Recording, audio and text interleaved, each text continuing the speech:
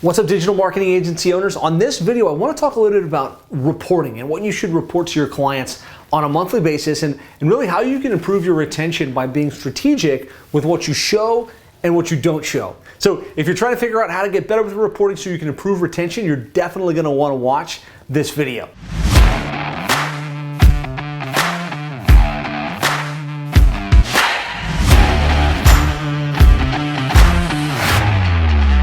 So when it comes to reporting, really this fits in your overall client retention strategy, right? We want to have world-class onboarding, effective communication, and success management. And really to me, that effective communication dials down to really making sure you get a great communication rhythm and that you're showing the client the things they actually need to see and giving them the information they need to feel good about your services. And so this is a really important decision you make in your agency that will have massive ramifications of how well they receive your monthly meetings, how happy they are with your services, how likely they are to actually meet with you on a month-over-month basis and perceive some level of value in what you're doing. And I can speak from experience because over the years, we've really changed our reporting strategy and it had a big impact on our retention. In the past, we used to run a ranking report. We'd run Google Analytics. We'd have 19 different data points that we'd be prepared to show the client. And we would go through all of this information with them. And what we found was oftentimes on the other side of the Zoom meeting, their eyes would start to roll back and they would disengage and they'd be like, I'm spending all this money, but I don't know what I'm getting and I don't understand the value.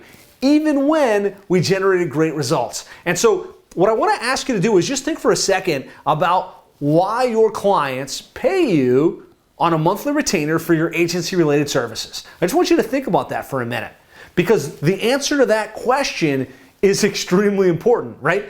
If you think they're paying you to get a certain amount of links or to get a certain click ratio or to improve your click-through rates, you're going to wind up showing them things that they might not care about. But if you recognize the real reason they hired you was because they believe that you can take their dollar and turn it into a return on investment through the marketing strategies that you implement, whatever that mix of marketing strategies might be.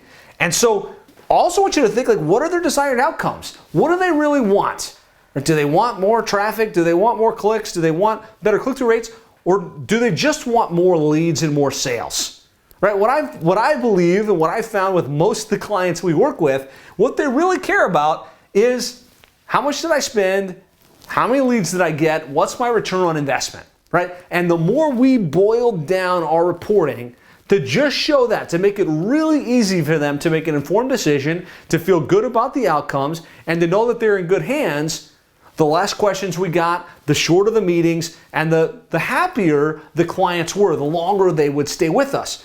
And I want you to recognize most of your clients don't really care about all the technical mumbo jumbo. Right? They don't care about how many links, they don't care about how many words of content, they don't care about what the click-through rate was, what all of these different metrics that you need to know, that you need to be managing as an agency. They don't care about that. They really just care, and what they pay for is the outcome.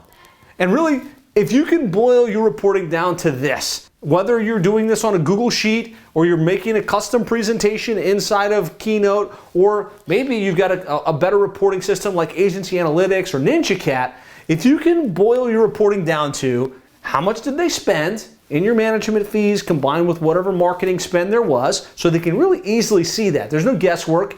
You spent $7,200 this month. How many leads that were actually generated? Right? And of course, we need to put tracking in place with call tracking and web form tracking. We need to know how many leads were actually generated, but we should be able to count that up for them and make it really easy to say, you spent this and you generated this number of leads. And if you can help them know what the return on investment is, you can answer those three questions for your clients. They're going to feel real good, especially if there's a return on investment, right? If they spent $1,000 and they generated $5,000, if they spent $7,200 and they generated $75,000, right? They're going to feel good about that. And so really what I want you to do is think about in your reporting, are you over-reporting or are you getting to the bottom line things they really want to know? The answers to the questions they really have about whether they should continue to invest in your services or not. And so I'll just share a visual of what our reporting looks like. That way you can have something to benchmark against. We use a tool called NinjaCat. We very customize the data variables. And this video isn't necessarily about how to use NinjaCat. It's more about how can you present the data to your clients in a way that makes them feel comfortable and gets them to this information. So the way we present it is they've got a couple of columns that they can look at on the report. And this is either a live dashboard or something we send to them as a PDF via email. But it's always reviewed with the live account manager. You're really explaining it and kind of letting them know what's going on. But if we're thinking about reporting, we really want to boil it down to how much did they spend. In this case, Nixco Plumbing is a company we're working with in Mason, Ohio. They spent $5,671 right here. That's what they spent in our management fees and on their Google ads, right? That's their total spend. How many leads did they generate? 503. So you spent $5,000, you get 503 leads, and the average cost per lead is $11.27, right? We just take the total spend divided by the number of leads, it's $11.27. For this client, that's great, right? In their mind, they've looked at it, they're like, okay, I'm generating a lot of leads, I've got a low cost per lead, I know what my average transaction value is, that's probably pretty good. In a lot of cases, that's enough. They're like, okay, I see what's going on. Now, you do want to drill down a little bit and be able to say, like, where did those leads come from? And so we use CallRail and we use other tools to track leads by source. So we can say 167 of those came from organic, 100 of those came from pay-per-click, 222 came directly from Google Maps. 16 were from people starting a web chat on your website or starting a web form filled out. And really just chunking this down for them so they can easily see where their leads came from. This is what we report. This is where we spend the lion's share of our time. The second portion of our reporting is helping them quantify the return on investment. Now, in the perfect world, you're going to tie into their whatever their billing system is. And in our world, that's ServiceTitan, but in your world, it might be QuickBooks. It might be whatever system is used in the industry. Ideally, you'd be able to show them, here's what you spent, here's how many came from your marketing, here's your true return on investment. But what you can always do, whether you have access to that or not, is project the return on investment based on industry benchmarks, right? And what we did is we looked at all of our clients and the ones that had the tracking, we were able to say, well, what's the average conversion rate from lead to sale? What's the average transaction value for the services that you guys provide? And from there, we can say, look, based on benchmarks, this is what your return on investment should be. And so for us, like we're basically saying about an 85% of the leads we generate are true qualified leads in their market, ready to do business. So we automatically discount that to 428 qualified leads. Now, we also find that we ask the company, what's your average conversion rate from inbound lead or inbound web submission to book job? And we let them tell us. So if they tell us it's 30%, we're going to mark that into the system. If they tell us it's 85%, whatever the number is, that's what we're going to put. And it will automatically calculate, well, 428 qualified leads at an 85% conversion rate would mean you would probably have 368 booked jobs or booked leads that turn into appointments. Now, of those, you close what percentage in the field? 75% of them get closed in the field, the other 25% don't. So that would be 273 actual converted leads into revenue. And then we'll ask, like, what's your average transaction value? Right, and it's different, right? Some companies have a higher, some companies have a lower. In their particular case, they're saying it's an average transaction out value of $450. So we can say, all right, 273 book jobs at $450 would be $122,000 in revenue. That's what your projected revenue is. So against your investment, we can divide and say you got a 21-time return on investment.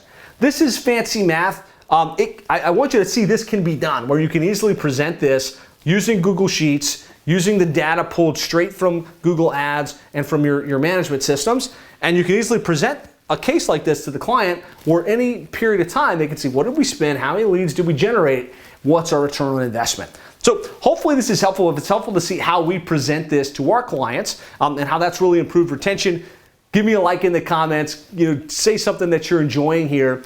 And really, you could also do something similar with GoHighLevel. If you're using GoHighLevel and you're calling straight into the system, and you can get your clients to use the dashboard where they manage their deal flow in pipelines, you can also show them how many leads came in, what the total pipeline value is, and if they're closing the jobs, which certain industries lend themselves really nice to this, you can use GoHighLevel to present this entire process to the client. And then what I think is, as you go into your meetings with your clients, you're armed with great information to tell them, here's how much you spent, here's how many leads we generated, here's what we think the return on investment is. I lead with that data. Like, I train our account managers, we're gonna start with this, and this is what we're gonna show them. But we always wanna have that other data available, because some clients do care. Like, some clients are very technical and they want to know what happened with analytics, and they want to know what's going on with the keyword report. And so you want to have that information to inform the data, right? So if they want to know, like, okay, so why did that lead flow increase? Or what did we change? You could say, hey, look, let's pull up our ranking report. And we use Bright Local for this. You could use any variety of ranking tools and say, these are the keywords we're focused on for you. This is where you're ranking. And this is how things are trending in the right direction because of what we're doing with content and links and citations and reviews.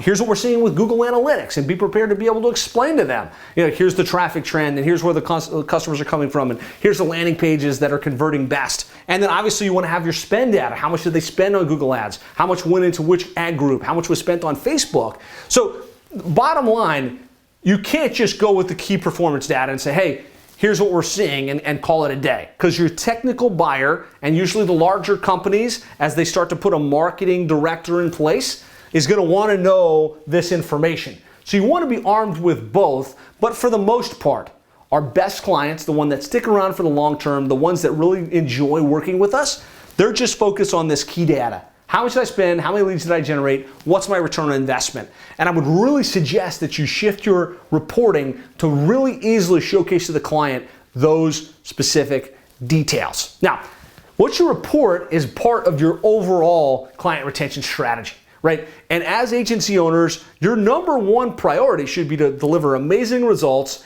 and retain your clients at the highest level possible. And so I've got a great workbook that I've put together with some deep dive training on how to really create a great retention strategy for your agency. You can access that by going to sevenfigureagency.com/retention-workbook. Go there, check it out. If you got value from this video, please hit the like button, hit the subscribe button. If you've got follow-up questions about how we structure the reporting, what we report, post that in the comments and we'll get back to you as soon as possible. Thanks for watching. I really hope you enjoyed this video, and I look forward to talking with you soon.